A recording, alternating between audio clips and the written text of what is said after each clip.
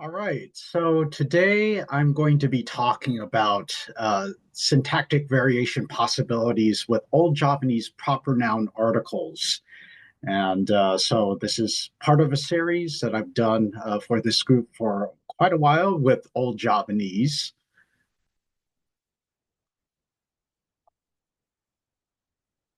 All right, just to start off, so what is an article? So articles I'm taking here to be members of a small class of determiners that identify a noun's, first of all, definite or indefinite reference, and number two, new or given status. So this is off of David Crystal, 1980.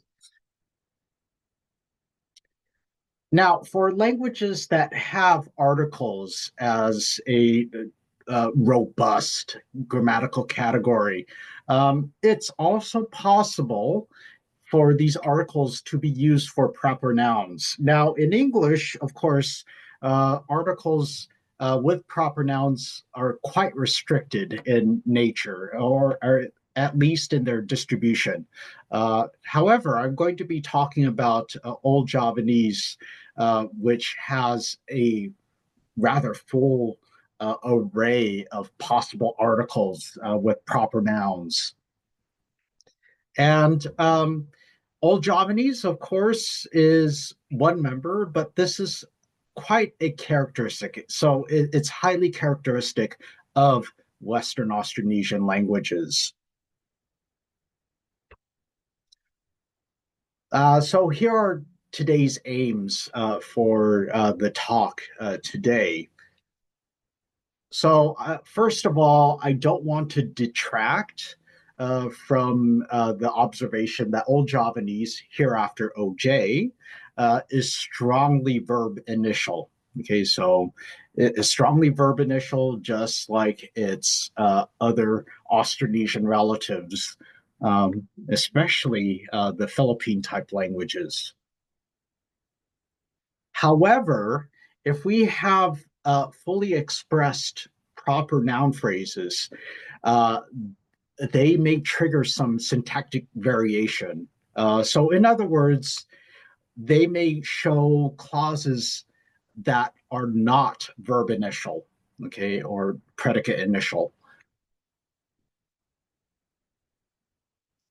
So, one possibility is that with proper nouns with one or more articles, um, so this is one sort of like fully loaded MP that might trigger this syntactic variation. And I'm going to say here that the syntactic alternation is most prevalent in presentative clauses, but also they may play into serial verb constructions as well. So, serial verb constructions, that will be another strong possibility. All right, so let's take a look at what Old Javanese is all about. So, Old Javanese is Austronesian. It's an Austronesian language from the Javanese subbranch. And I'm taking this from Adelar 2005. So the first attestation of Old Javanese goes back to the ninth century, where we have this charter called the Sukabumi Charter. And so this is quoted in Zurbuchen 1976, which is originally cited in Zoetmulder 1974. Up to the establishment of the Majapahit Empire in the 13th century. And the origins of Old Javanese all point back towards where the Sukabumi Charter is attested. It all points back to East Java or Jawa Timur province, and we have the map, which is this is where the mass majority of East Java is today. So East Java is actually from the west. So we have Madiun to the west, and then all the way towards Banyuwangi out in the east, the eastern coast. but Old Javanese tends to be clustered around Kadiri and present-day Malang. All right, so what are my sources for this data? So there are four texts which are compiled in van der Molen's 2015 and Zeerboek in 1976. So they both have very extensive compilations of old Javanese texts. And these are all narrative in nature. So we have four narratives here by the names of Devayani, Sawitri, Santanu, and Vasuparichara. And all the proper noun phrases that I consider to be valid, at least for this study, had to be non-patient and in non-oblique roles. So, in other words, S and A reference only. And so, out of the four texts, I took a look at 104 tokens with proper noun articles. So, what sort of articles can occur with proper nouns in Old Javanese? All right, so the first one is sang, and this is an article used for persons of high rank or standing. So, this is off of Van der Molen 2015.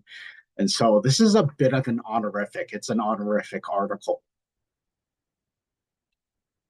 And so we have in our first example here, kunangika sang dewayani mojar sire sang bapo. So however, Dewayani said this to her father. And so we have sang dewayani. So we have the name of this character and then sang, the honorific article preceding it. The second one is C, which is an article which does not express respect, but the absence of it. And this is also from Van der Molen 2015. And for those of you who are very familiar with Austronesian languages, this seems to be the ancestral personal article, the proper noun article. And so we have in this token, si Dewa Brata Naranya Deniwulun. So he was named Dewa Brata by me. And so we have si, the article, this non-honorific article, plus Dewa Brata, the name of a person here. And then the third article that you can see in these texts is pun. Okay, so this is an article not indexing as much respect as sang, but may imply slightly more respect than si. So it's implied that there is a bit of a hierarchy going on. So we have sang at the very top, then we have pun in the middle, and then si at the very bottom, which does not index any sort of honorification whatsoever. So let's take a look at the example here. So we have mati nganya pun kacha. So it seems that kacha died. So we have pun being the article in question here, plus kacha, which is a name of a character. And in this case, Kacha is a student of a well-known sage, of a powerful sage. Now, in addition to these three, which are, I guess, the more canonical examples of proper noun articles, we do have some minor articles that only attach themselves to particular types of reference, things like that. So let's take a look at a couple of these. So the first one is Sri, and this is an article used for royal figures. And here we have in number 4, Ajanta Sri Maharaja Santanu. So His Royal Highness Santanu was smitten. And so we have Sri coming in front of the noun phrase Maharaja Santanu. So it's to further index that this person is a royal figure. So King Santanu.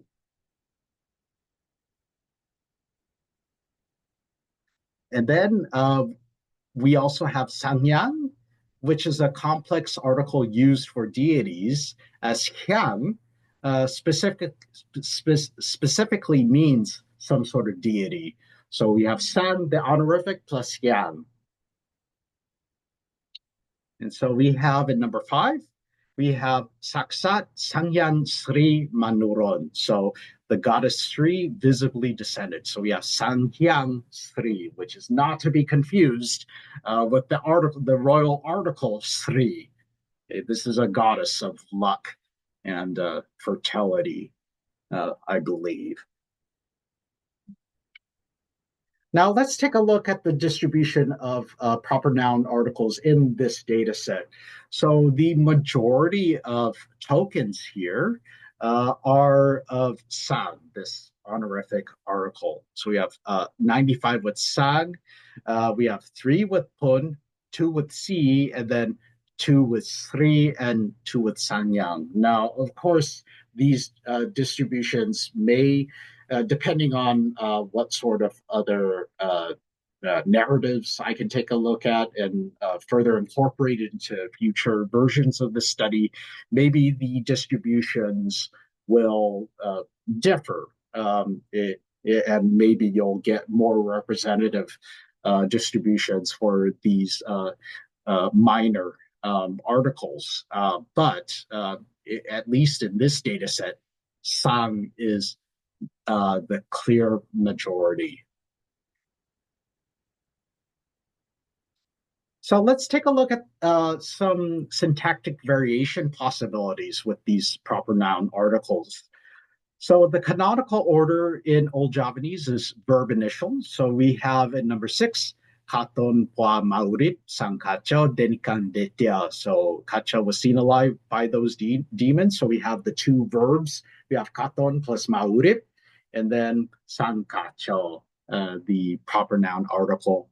And then in number 7, we have kapangih tah sang sajoya sayojad nanggandi denira. So we have kapange, which is to meet, and then our proper noun article, sang sayoja nagandi. So he came to meet sayoja naganandi. So okay. And then we have the honorific article there.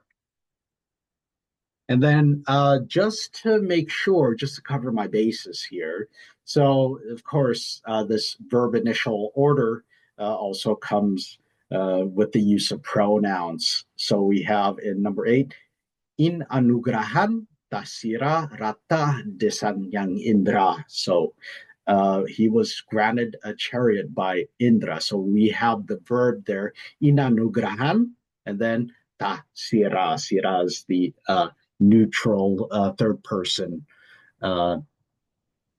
pronoun. So that's more or less your canonical word order in Old Javanese. However, you can also have verb medial orders, especially with these heavily loaded noun phrases. Okay, so let's take a look at our example in 9. So we have patang taon lawas, sang dewa brata, tamolah isirabapo. So Dewa Brata spent 4 years to master the activity for his father. So we have Sang Dewa Brata, we have that noun phrase complex, but it precedes the verb in question here, which is tamolah. And what do we see here in terms of distribution?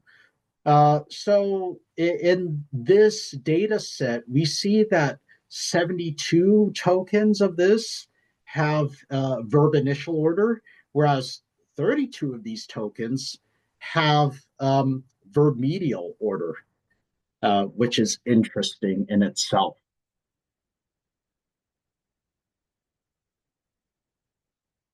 Okay, sorry. All right, so here are some factors that may affect this sort of syntactic variation that we're seeing in some of the data here.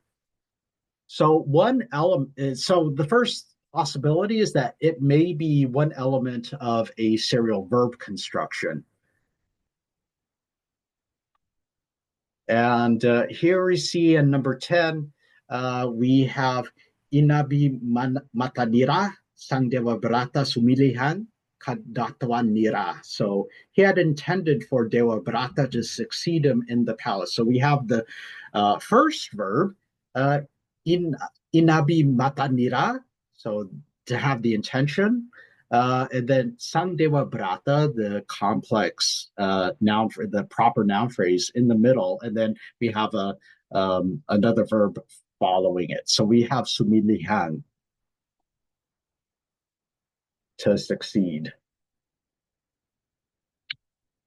And then in number 11, here we have kinonira ta sangkacha masewaka ri bagawan sukra. So Kacha was ordered to serve under Sage Sukra. So we have kinonira, we have the verb to be ordered, and then sangkacha, the proper noun, and then masewaka, to serve. And so 18 out of the 32 verb medial tokens are part of serial verb construction. So it's like an element. It's a very prominent element. Now we have presentative clauses, which may be taken as perhaps a subset of serial verb constructions in Old Javanese. So these presentative clauses usually occur as ana, so we have the existential verb plus our proper noun phrase, and then ngaranira or ngaranya. So there was someone named NP. So let's take a look. Here we have in number 12, uh, Anasan Asta Basu Naranira. So there were the gods named the 8 Vasus. Okay, so we have Ana, the existential verb, plus Sang Asta Basu, the name, and then Naranira, their names were. Okay, and so there are 5 out of 32 tokens with this part, with verb medial order that are presentative clauses. And let's take a look at the overall distribution of these 32 verb medial clauses. So 18 are serial verbs, 5 of them are presentative, so it might be a subset of serial verbs, and then 9 are just other. All right, so we have a clear, slight majority for serial verbs, but this could be expanded. So let me conclude here. So what I want to say is that Old Javanese is strongly verb initial, but with these sort of exceptions or these clarifications in mind. So these loaded noun phrases may provide some instability to this overall verb initial tendency, especially via number 1, serial verb constructions, and presentative clauses, which then again may be subsets of serial verb constructions. And there's a lot more work to be done here. Now, here's speculation for future research. So the Old Javanese situation is that you have instability via these presentative clauses and the serial verb constructions. And this is in complete opposition to the Tagalog situation. So Tagalog is a distantly related Austronesian language with the inverse marker I. So Tagalog, of course, with the Philippine type languages, they're also strongly verb initial languages, but many of them have some sort of inversion or inverse marker. So we have in 13 and 14 in Tagalog, we can say kumakanta ang lalaki. So the man is singing, and then you incorporate this inverse marker.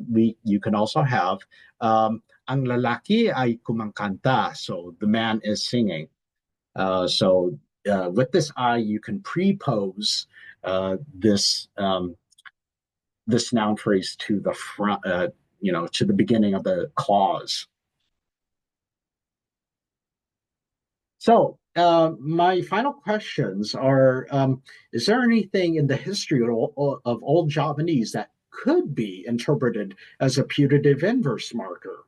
Okay, or or has Old Javanese always shown this word order instability, just with these other strategies, with the serial verb constructions and presentative clauses? This is something interesting that I'll have to take up later on. And that's it. So thank you very much.